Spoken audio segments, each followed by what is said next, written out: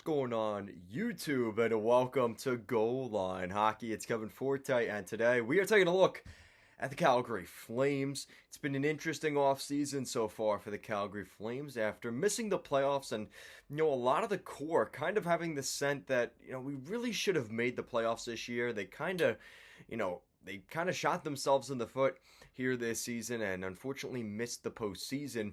But there's been a lot of change since Game 82 for the Calgary Flames, as we've seen their general manager, Brad Treliving, and their head coach, Daryl Sutter, off to other ventures. So we're going to see a completely new management team as well as a new coach behind the bench to start next season. I think the Calgary Flames are going to be an interesting player this summer as well with that new staff, so we're going to take a look at that today. So the Calgary Flames have had a lot of interesting things happen since the end of the season. There was a lot of probably very happy players after Daryl Sutter was let go. I think that was what was holding this team back. I think Brad Treliving, to some extent, you could say, didn't really help matters, but when you have guys like Tkachuk and Gaudreau who don't want to play there, it's definitely difficult to get things done. And you could argue, if you probably looked back, Daryl Sutter was probably the reason that Tkachuk and Gaudreau wanted to leave last season. So, kind of looking at this Flames team, you have a lot of money invested in Huberdeau and Kadri, and both those guys will be here for the very foreseeable future. They both signed extensions that are going to keep them here. Kadri for the next 7 years, Huberdeau here for the next 8. And his extension kicks in $10.5 million per season for the next 8 years. So he's going to be here for a while. And when you look at the makeup of this team, there's a lot of guys here that I think, the Flames have a lot to work with. Now, there is a lot of contracts coming off, which is good. They will have a little bit of money to play with. Milan Lucic comes off the books. Richie comes off the books. I don't think Trevor Lewis will be coming back. Troy Stecher, Michael Stone are your UFAs this year. And, with $1 million of cap space, there's not a ton they can do because, again, you have the extension of Huberdeau kicking in, and that's really the big difference here, as well as Weegar's deal kicking in. The Calgary Flames kind of had to go with, well, we can't do much with the roster, so we need to change the coach.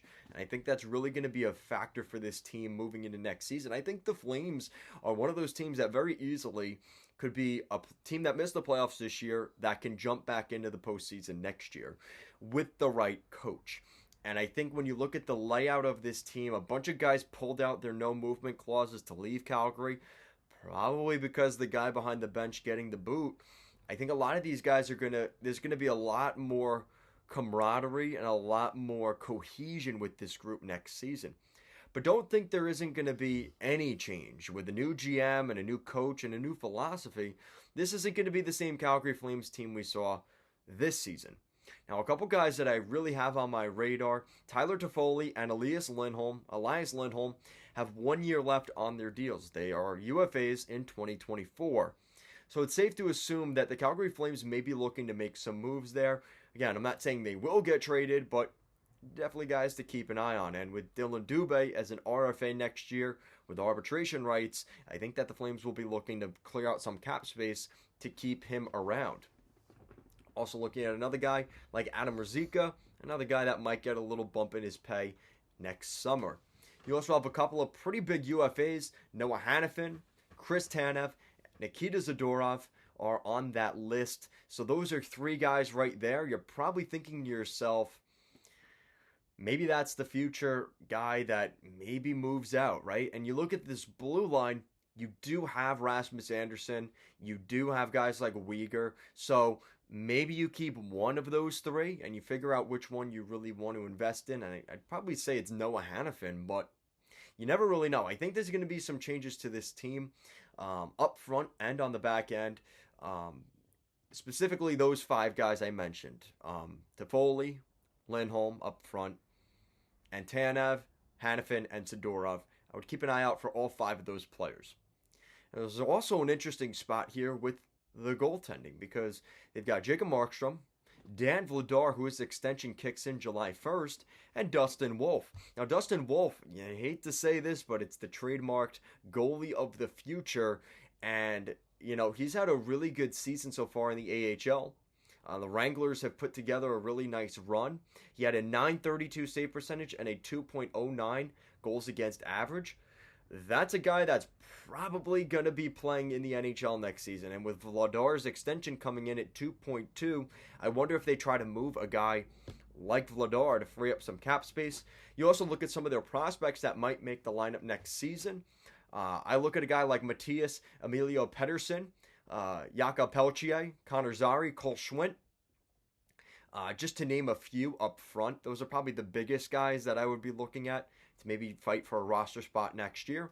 As well as on the back end, you've got guys like Ilya Solyov, Jan Kuznetsov, and Jeremy Poirier. I think they really like Poirier, and they think this is a guy that if you're looking at potentially a top 4 defenseman, probably Kuznetsov and Poirier have that potential. So when you look at guys like Tanev and Zadorov that you maybe want to sign that extension to, maybe you'll think elsewhere because you've got guys like Poirier and Kuznetsov coming up in the pipeline. So if that's the case, well, maybe those guys that I mentioned earlier that are UFAs next summer definitely become available for the Calgary Flames. And, kind of how I look at this team is, this is a very Daryl Sutter team, and I think what's interesting is going to be the next coach that comes in. Because if this team's going to be a little bit more run and gun, a little bit less defense, super defensive minded, and maybe a little more on the offensive side of things, I could see them definitely looking to move some of these guys. But the good news is for the Flames is guys like Lindholm and Toffoli, they are goal scorers. So if they do want to decide to keep those guys and go for it right now, they can keep those guys around. But then comes the question of, well, then who do you really move? Because ideally you would try to move a guy like Blake Coleman. He's got a no trade clause. Michael Backlund, I think he's one that could potentially find his way out if they don't give him the captaincy. I think the strong rumor right now in Calgary, again, depends on the new staff that comes in behind the bench, and of course up in the press box as GM. Mikhail Backlund might get that extension, maybe a short-term deal, and he might even get the C for the Calgary Flames. You've also got Huberdeau and Kadri. They're not going anywhere. And I don't think Mangiapane is going to be leaving anytime soon either. So, the Flames are going to have to make a decision this year because they have young players like Peltier and Emilio Pettersson, and Connor Zary coming up. What do you do with guys like Lindholm and Toffoli? I think the ultimate decision is they will have to move those guys out because they just don't have the cap space to keep them. And you also look at the range of age. Toffoli's 31, Lindholm's 28. Legitimately, are the Flames a cup contender next year? I think a lot of it depends on the coach they bring in, but in all honesty, I really don't think so. I think they need to really make some changes to the blue line. And I think that this summer making some trades and getting a little bit younger and a little bit faster would do a lot of good for the Calgary Flames. Yeah, maybe they miss the playoffs again next year if they did do that.